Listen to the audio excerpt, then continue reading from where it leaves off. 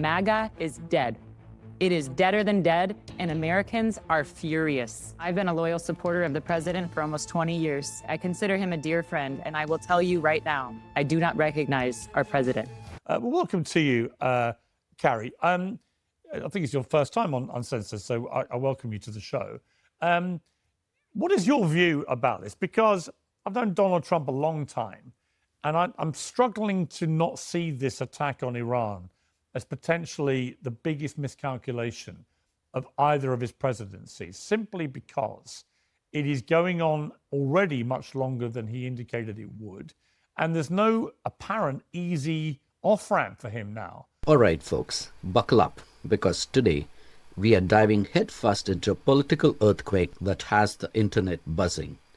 We've got a former Trump loyalist, a beauty queen no less, who is not just criticizing the president, she's declaring MAGA dead, buried, and deader than dead.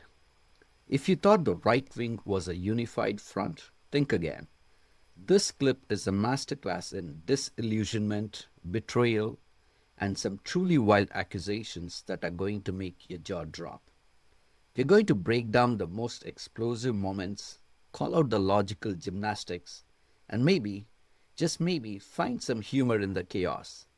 So grab your popcorn, because this is going to be a bumpy, opinionated ride. And it's causing a lot of damage economically, politically. You know, militarily, America is superior, but even there, they're sustaining losses. And there are many people, even in the most fervent MAGA part of his support, who say, look, this guy campaigned on no more involvement in foreign wars, particularly in the Middle East.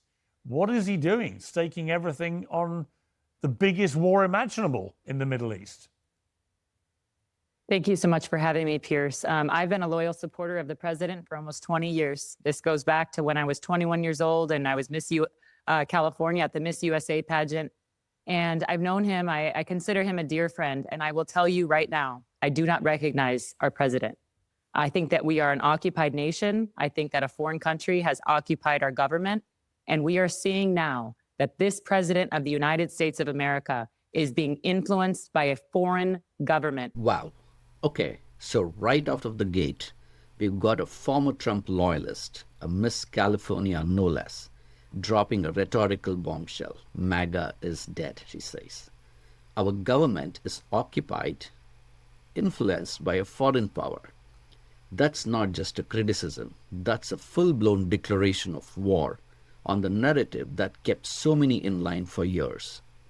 It's like finding out your favorite superhero is actually a puppet for a villain you never saw coming.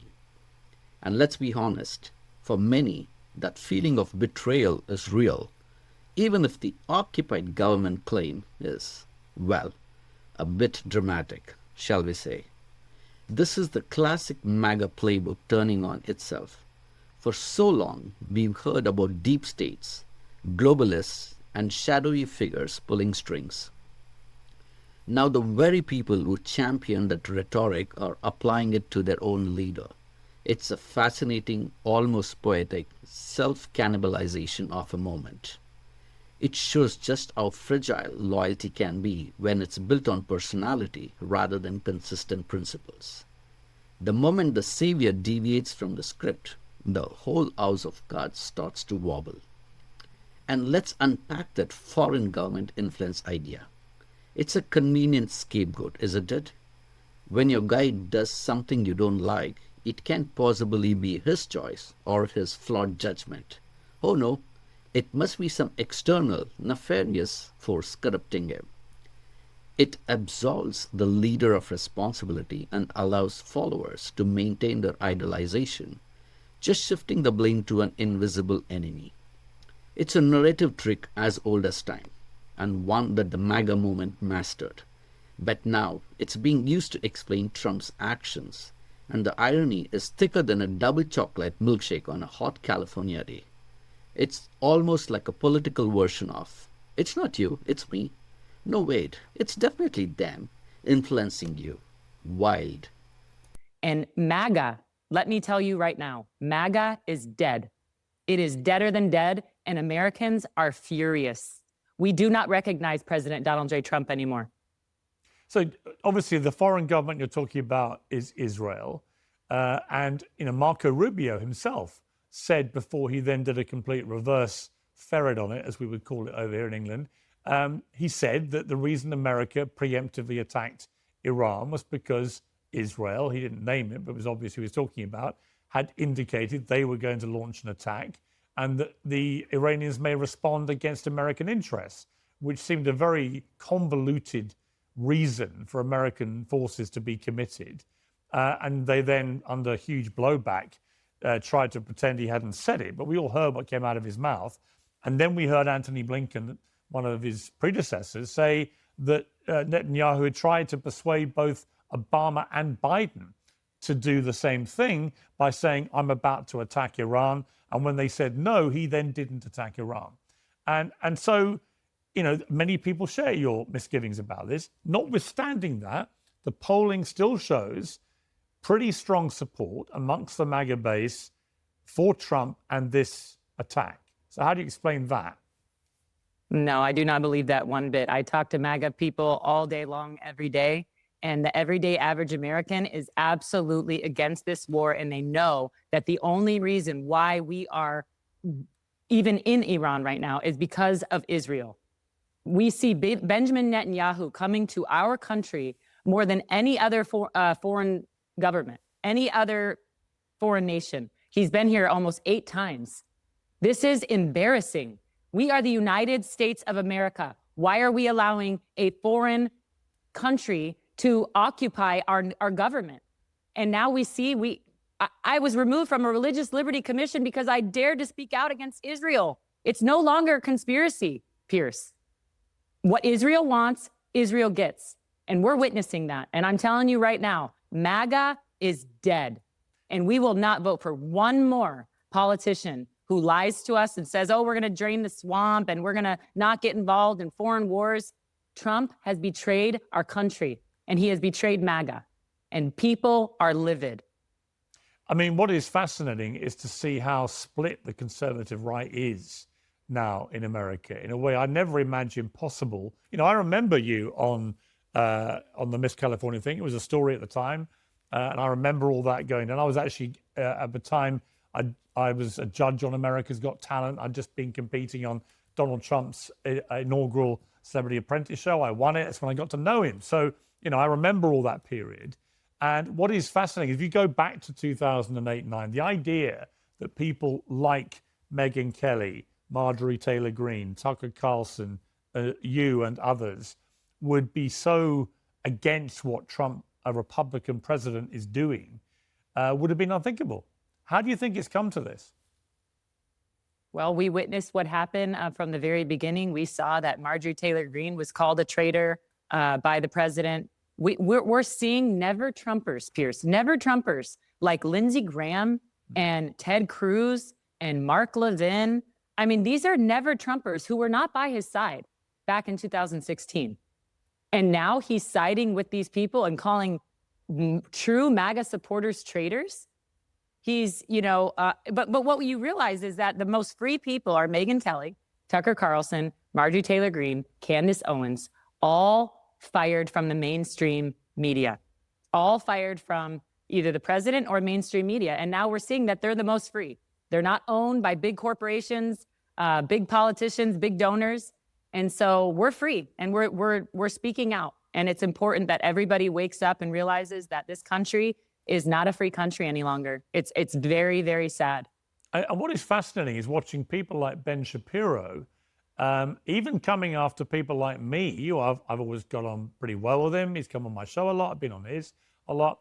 And it only began, his attacks on me, as a consequence of me becoming more critical of the Israeli government, not of Israel as a country, not of Israeli people, not of Jewish people, but actually direct criticism specifically laid out against some of the actions of the Israeli government, which I believe is being overrun by extremely hardline, far-right characters like Smotrich and Ben-Gvir, who have a very unhealthy influence over Netanyahu because he owes the fact that he's back in charge to them. And I think this has been a very, very unfortunate chain of events, which has now led to where we are. But this idea, and you've talked about this quite a lot, including with Tucker, I think, the other day, which is that any criticism of the Israeli government is now framed by people like Ben Shapiro and Mark Levin and others as anti-Semitism, that therefore it means you must hate Jewish people. And I find that just A, ridiculous, and B, actually really offensive, and C, it totally devalues the word anti-Semitism and what it actually means and those who perpetrate it. Yeah, you're exactly right, Pierce. And you're witnessing it firsthand. You're being called now an anti-Semite. And you know what? I think that it's getting a little old. You know, I witnessed this back in 2009 when I stood up for traditional marriage. I was called a homophobe. I was called a bigot, a hateful person, simply because I'm just upholding my Christian values. And so I think the name calling isn't going to work. But you're exactly right. This is what they do. And I call them Zionist thugs because this is exactly who they are and what they are. These are thugs that try to put you in this box and they lock you in and they shut you up and they cancel you from society and they shun you. They humiliate you. They backstab you, and then they expect everybody else to do the same. And that's what Zionist thugs do. And this has nothing to do with Jew hatred. I am speaking out because I witnessed a genocide in Gaza. I could not deny my eyes. I am a Christian. I am a mother. And I was witnessing a starvation and a genocide, a real Holocaust. Okay, so we just heard some incredibly strong, emotionally charged language there. Zionist thugs, genocide in Gaza, a real Holocaust. Let's be clear, the suffering in Gaza is undeniable, and it absolutely deserves our attention and humanitarian response. But drawing a direct comparison to the Holocaust, one of the most systematically horrific genocides in human history, is a rhetoric move that often does more to inflame than to inform. It risks devaluing the unique tragedy of the Holocaust while also potentially shutting down any meaningful discussion about the current conflict. And then there's the term Zionist thugs. When you start lumping everyone who supports the concept of an Israeli state, even in its most moderate forms, into a category of thugs, you're not just criticizing policy, you're demonizing an entire group of people and their beliefs. This kind of broad brush condemnation is exactly what we have seen from the MAGA playbook, where anyone who disagrees is labeled a rhino, a socialist, or worse. It's a classic tactic to shut down debate by making your opponents seem inherently evil or illegitimate. The problem with this kind of extreme rhetoric is that it creates an echo chamber of outrage. It makes it nearly impossible to have a nuanced conversation about complex geopolitical issues, like the Israeli-Palestinian conflict, which has layers of history, pain, and competing narratives. Instead, you get these stark, black and white declarations that demand absolute allegiance. It's the same zero-sum game mentality that has poisoned so much of a political discourse. And it's particularly jarring to hear it from someone who claims to be exposing the truth. Truth in these situations is rarely so simple and almost never benefits from such inflammatory blanket statements. It's like trying to fix a broken engine with a sledgehammer. You might make a lot of noise, but you're probably just causing more damage. A Holocaust before our very eyes, and they wanted me to deny that, and I refused to. And they want to call me an anti-Semite simply because I'm a Christian. And that's where this is going, Pierce. Pretty soon, Christianity will be anti-Semitic, and that is dangerous, and I reject that. Is it, I mean, just to play devil's advocate with you here, we're both Catholics, and I think I'm right in saying that you do not support the concept of Zionism. You don't agree with it, you think it's wrong, and you do that based on your Catholicism. Now, I'm a Catholic, and I don't share that view because it really depends what interpretation you want to put on the word Zionism and being a Zionist and what it means. If you talk to a lot of Jewish people, a lot of Israelis, they'll say it means you believe in the concept of an Israeli state. And the disagreement comes when you get perhaps more radical Zionists whose interpretation of what the state of Israel should be geographically is massively bigger than perhaps more moderate Zionists. So what is your intrinsic problem based on your own religion with the idea of Zionism? Yeah, I think it's a political ideology that exploits theology. I mean, we have to talk about the theological aspect of Zionism. So as a Catholic, this is what I said on stage. I do not believe 1948 Israel is a biblical prophecy fulfillment. Most Christian Zionists in this country, like Ted Cruz and Pete Hegseth and Marco Rubio and all these other Zionist thugs, supremacists, they want me as a Catholic to reject the Catholic Church's teaching of 2,000 years and reject the fact that we do not believe that that is a biblical prophecy fulfillment. 1948 Israel, atheist Israel that was established in 48. They want us to believe that and reject and deny our Catholic faith. And I refuse to do that.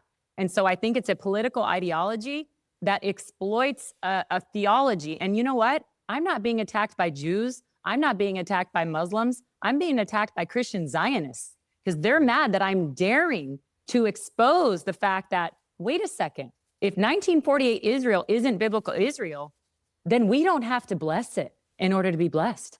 We don't have to support it in order to be, blessed according to Ted Cruz. Those who bless Israel will be blessed. Well, what Israel are you talking about? Because for 2,000 years, the Catholic Church has taught that we are the new Israel, that we have fulfilled, that we are the new fulfillment. And so we believe that we are the spiritual Semites. And so if you believe that, I don't know what Ted Cruz thinks about that. Obviously, he's upset because I don't believe that 1948 Israel is a biblical prophecy fulfillment. And so once you do that, their heretical teaching gets exposed for exactly what it is. It's heresy. And we have to start calling it that. Well, Carrie Brigitte Ebola, I appreciate you coming on Uncensored. And there you have it, folks. What started as a declaration of MAGA is dead quickly spiraled into accusations of foreign-influenced Zionist thugs and even theological heresy.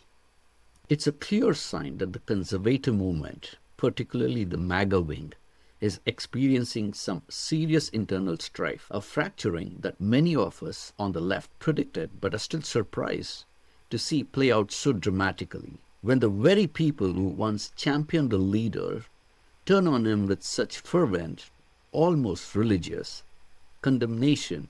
It shows how much the political landscape is shifting. It's less a political party and more a collection of increasingly fractured ideological tribes. What do you think? Is MAGA truly dead? Or is this just a temporary tantrum from a disgruntled former loyalist? Let me know in the comments below. Don't forget to like this video, subscribe to the channel for more political commentary, and hit that notification bell so you don't miss our next deep dive into the political circus. Share this with a friend who needs to see how the other side is eating itself alive. Until next time, stay informed, stay critical, and keep fighting for what's right. Peace out.